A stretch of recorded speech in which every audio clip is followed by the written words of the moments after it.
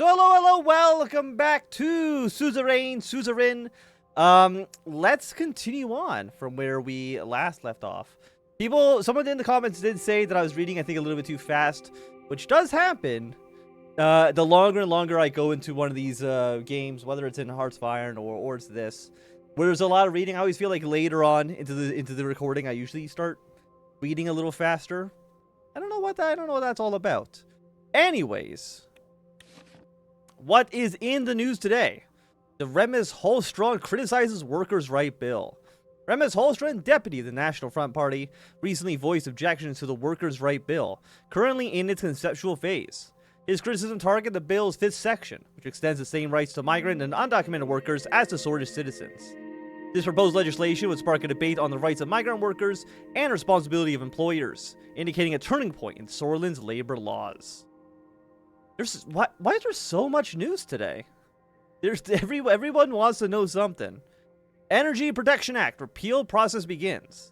A significant development unfolded in the Grand National Assembly as the process to repeal the Energy Protection Act of 1932 was initiated. This act, presently restricting foreign ownership of security-sensitive energy corporation 20%, is now under threat.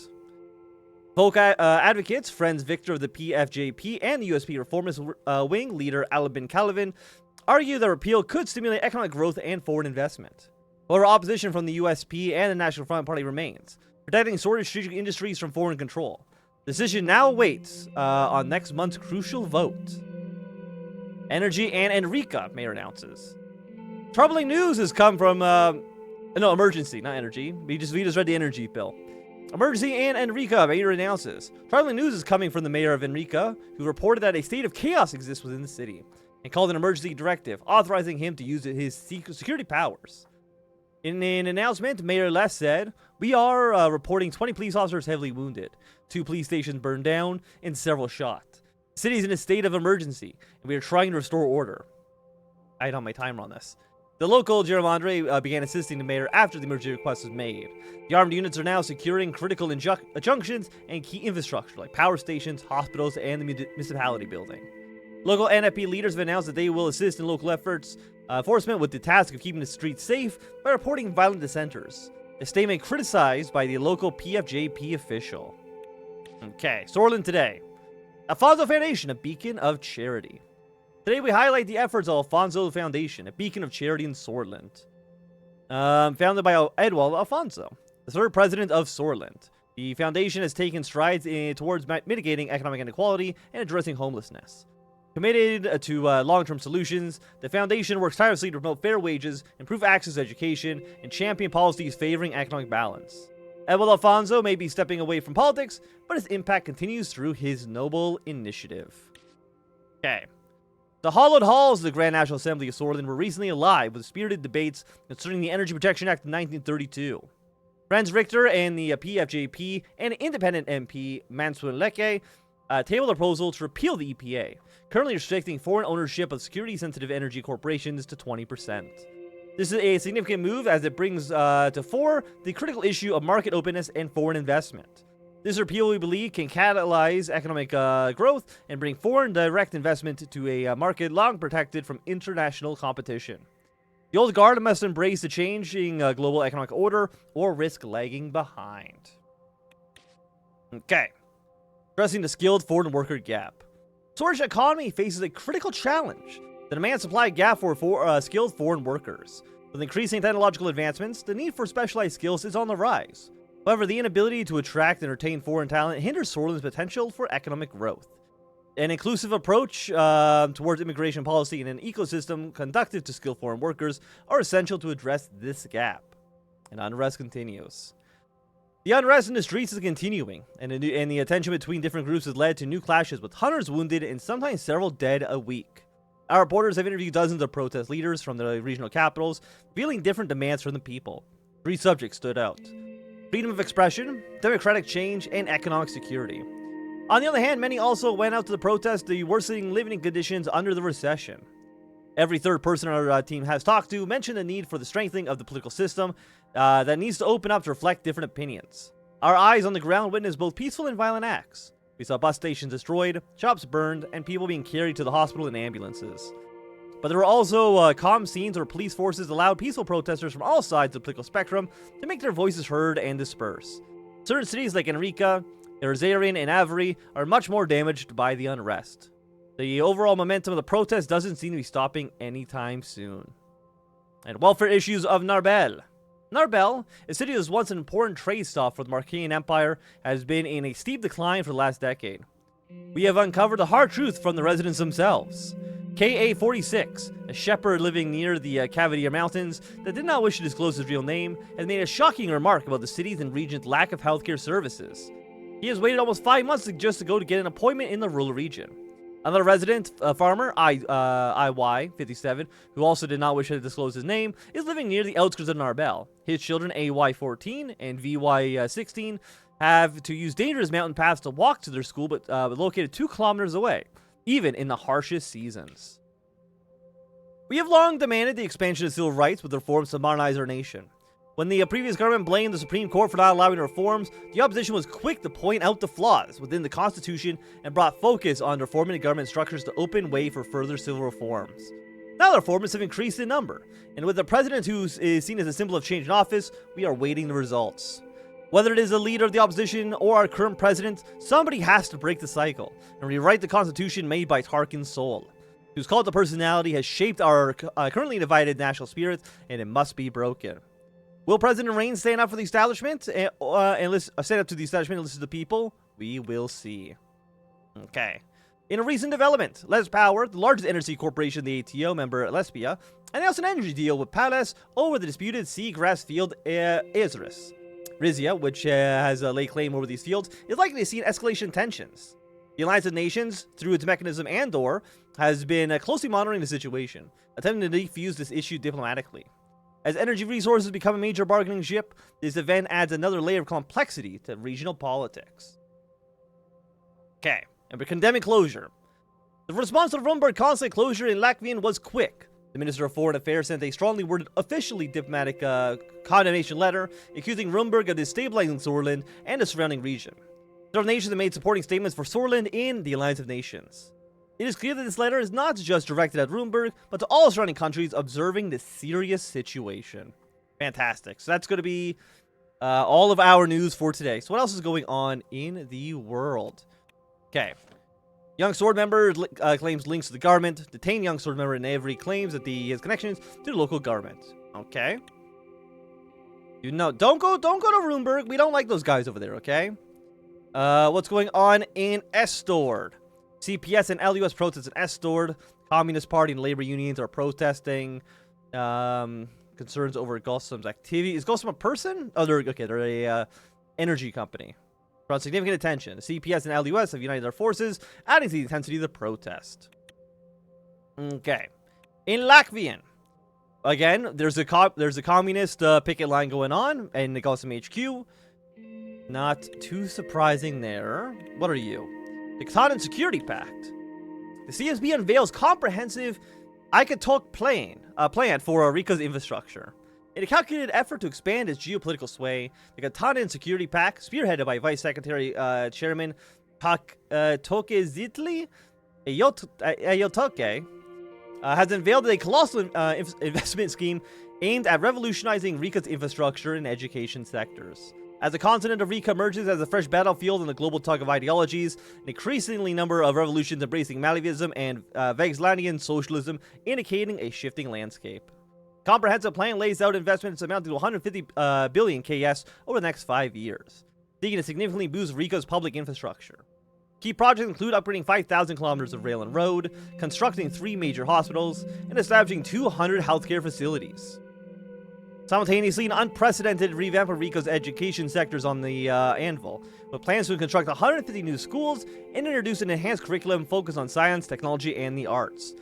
With this initiative, the CSP endeavors to portray Rica as a beacon of sustainable development, providing a counter-narrative to ATO's capitalist expansion, and exhibiting a efficiency of the CSP's social-political model. Okay. I think that is all of our news outside of the capital. Let's read our reports first. Grand National Assembly's Green Bill in Hollisord. Okay. Preparing the Green Bill with the focus on promoting sustainable industry practices, particularly in Grunny. Section 1 of the Act proposes strict regulations on industrial pollution and waste disposal. Okay. Fantastic. And for our next report, repealing the Energy Protection Act of 1932. The Grand National Assembly of Sordland gathered yesterday for a significant session. A proposal by Franz Richter of the PFJP and supported by the independent MP Malso Lecce has put forward the repeal of the Energy Protection Act of 1932. This act, as it currently stands, restricts foreign ownership of security-sensitive energy corporations to 20%. Okay. The proposal to repeal or modify the law has been topic of debate in the Assembly, where opponents arguing for an open market and opponents advocating for the protection of Sordland's critical industries from foreign influence. If the repeal successfully garners the requisite majority in the Assembly, it'll head to the Maroon Palace for final approval. Have you already picked what political party we're going with? I think we're going to go for a neutral, neutral geopolitically, but like more of a reformist domestically. I think that's what we're going to try to do. Okay. Briefing on the results of the Reform Committee. What's going on there, my friends? I came a little early to the meeting room before anybody else showed up. We had scheduled a meeting to discuss the progress of the Reform Committee regarding the new Constitution. I took a seat on the center chair in the vacant meeting room as I waited for them to show up. The reforms were slowly becoming the most significant expectation of my government. We would be changing Seoul's Constitution of 1929. Most people nowadays blame the Constitution for the outstanding problems of the country. On the other hand, reformers in the Assembly have been growling louder in their demands. What I knew for sure was that I needed to do something about this encroaching crisis before it swallowed me. Meanwhile, Lucien, Peter, and Nia had been leading the committee to prepare an internal draft for the constitutional amendments. I was intrigued to hear their results. There was a knock on the door. It was Lucien. Good afternoon, sir. Lucien arrived exactly on the hour mark again. His punctuality could almost be described as obsessive. What do you want to bet that Lucien is just standing on the other side of the door, like looking at his watch, being like, we gotta wait. I gotta wait until it's exactly 3 p.m. and not a second earlier. Exactly. Are you waiting behind the door to come in at exactly the right second? I'm sorry, sir? Yeah, forget about it. How are you today? I'm good, Mr. President. Thank you for asking. He took a seat at the table and took out a bunch of documents, spreading them on the long table. We should begin the meeting as soon as Mrs. Morgana and the Vice President Vectron arrive. We finally have some results from the Reform Committee. Okay, how does it look? Well, the situation's quite complicated, but I'm sure we'll make it work. Just like we've accomplished many things before. We'll go over the details regarding the new Constitution in the meeting. A few minutes later, Peter and Nia showed up. And Nia is, let me see if I can even remember what her role is. Is she the Minister of Justice? Hey, I am the world's greatest Suzerain player. After a short chat, everybody sat down and took out their notes. I knew it was going to be a long meeting. There was a lot of talk about the future in the process. Let us begin to tackle the points of contention. Mr. President, our committee meetings were really fruitful, and we've already started working on the constitutional draft together with the reformists. They demand a little too much, but we've had success with Franz Richter to create a realistic draft that could potentially see through the Supreme Court. A little? They demanded to rewrite the whole Constitution. Mr. Reckitt's deputy even suggested removing the term sword from the Constitution completely. Look, I also didn't like the theatrics, but the requests were definitely not outrageous. They were just not realistic in today's political circumstances. Nonetheless, Mr. Vice President, thanks for your convincing arguments that we've seen to have reached common ground already. If we can fully reach an agreement with the reformists, we will be very strong in the Assembly to propose the change. Okay. Is it possible to pass the Supreme Court? They are the biggest obstacle. Even if we pass the Assembly, the Chief Justice will do his best to block our amendments. We need at least 6 of the 11 judges to vote for the proposal, and Mr. Hawker has enormous influence over the judges. We should reach out to the judges in secret. Some of them might be willing to break rank to support us. All means to be considered, or they will surely support a cause. I mean, can we really trust the Supreme Court to do the right thing? I don't think so. So we have to use all means should be considered. Nia was taken back by the statement. According to the Constitution, I am a member of the Supreme Court, which means we already have 1 vote. 2 of the judges are friends of mine, and of our similar opinion about the reforms. Consider them with me. Okay. So we have 3 out of 11. 3 votes, yes, but I believe Judge Edmonds can be persuaded as well. And she and 2 other judges, Mr. Dalton and Mr. Martin, they weren't really blinded by the Sordland ideology. Yes, those three don't seem to be working directly with Chief Justice Hawker. If we can get to Isabel Edmonds, we might get the 6 votes that we need. That's our best bet. Can we reach a 2/3 majority in the assembly? If you can get Franz Rector to work with you on this, our only problem would be uniting our own party. We'll never be able to get the NFP to work with us. We need a majority of 130. Okay, we need a majority of our 130 seats of the assembly to vote in favor. With the PFJP's full support of 70 votes, we will easily surpass the needed 166. But it will be tough to unite the USP with all of the device's wings that have formed. You must take them follow your loyally. You must make them follow you loyally. Okay. You did it before the elections. We can do it again. Albin Calvin and his reformist wing would be supporting you. We're already weighed in heavily with the committee meetings. However, the conservatives would be tough to break. The influence of Seoul is still living strong in the party. Okay, how many votes do they have? Conservatives have about 40 seats. There are many unaligned people, and some of your loyalists might decide to show their true faces too. So we need to get as many of the conservatives to support us. And there will be only one person who will be key to make them back us. Gloria Tori. She's well respected by the Soulists. She will be our biggest obstacle in the assembly, and her demands will be extensive. I have also reason to think that she might be in Ursula's pocket. She'll be tough to break, but we'll need her help to get the conservative support. Okay, what are their demands? We should run down each of the main demands of the committee and get your input first. Ms. Morgana, can you explain them further? We'll start with the first red line. The new constitution will fix the loopholes regarding the president's absolute veto powers. Even though Mr. Richter put on a whole show about why veto should be completely removed, the committee has almost unanimously agreed that fixing the loopholes, thus limiting presidential vetoes. My suggestion is add a clause detailing the methods the assembly may override a veto with some sort of supermajority. One person should never be able to block the rest. Okay. The loopholes will give... Yeah, the loopholes give the president too much power. Okay? Too much. Loopholes will get... Yeah, and they could be misused. Whatever you decide, it's important to get the balanced picture. We will be making history by changing the 29 Constitution of Seoul. The second one is about the judiciary. The new constitution will remove the Supreme Court's right to veto on, the vote on legislation. This is yet another point that was unanimously agreed on by all parties. Park and Seoul established this rule to protect his 29 Constitution. And we now know that most of the judges are still his pawns. Constitutional amendments will still be very difficult to accomplish with a reform like this, particularly because we need to keep the 2/3 vote system to be able to propose the change. However, the judiciary will not have the final say in amendments. Okay,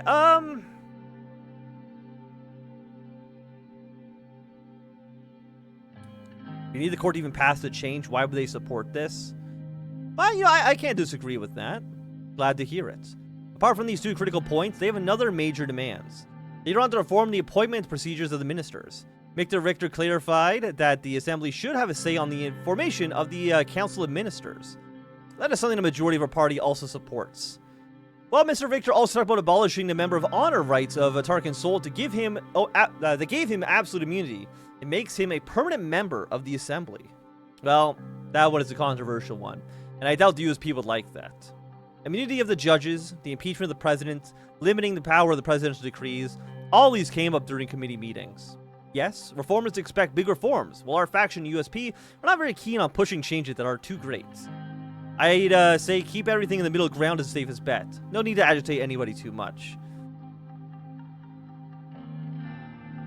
You know what? They have valid concerns that we need to look at. I'll keep working with them, and I'll keep you updated, Mr. President. Well, regardless of what Mr. Rayne decides, you'll need to work together to push his agenda. Now, we have a better picture of your intentions. I will start reaching out for my contacts to make a draft that'll work for us. And I'll present your input to the committee. In a few months, we'll have a draft on your desk to make the final changes yourself. I think this was yet another fruitful meeting, sir. Okay. You know what? Together, we will democratize Sordland. And you have my full support, Mr. President. Ours too, of course. Yes, sir. Thank you for your time. I think this is where we'll call it, sir. Have a good day. They left the room. Okay. I think that was a pretty decent little meeting we've had there. Minister Manager's Rural Development Vision. The Minister of Rural Development, Gus Manager, has recently unveiled an ambitious investment plan aimed at revitalizing Sordland's rural economies and ensuring the nation's food sustainability. Dubbed the Gruny Rural Development Investment, the plan envisions judicious resource allocation to invigorate agricultural communities, strengthen food security, and bolster the region's economy in Gruny. This multifaceted strategy is indicative of a broader shift towards rural development, emphasizing sustainable agriculture and regional prosperity. Fantastic. Cooperation with Rumburg. Amidst ongoing geopolitical uncertainties, there is an economic imperative that we can't ignore. The potential of our northern neighbor Rumburg, known for its large energy economy, and access to the two leading energy corporations, Riza's Rizian Oil Gas, ROG Corporation, and Royal Emerald Energy, the REE, ripe for collaboration. These energy giants represent not just the possibility of wealth generation, but also the means of diplomatic softening, aligning mutual interest to avoid future conflicts. By welcoming partnerships, we ensure that globalization serves as a bridge, not a barrier. This light is freaking the hell out. I want it to not be shining in my eyes, thank you. Radical. Job freeze sparks fears for Gaslam's financial stability.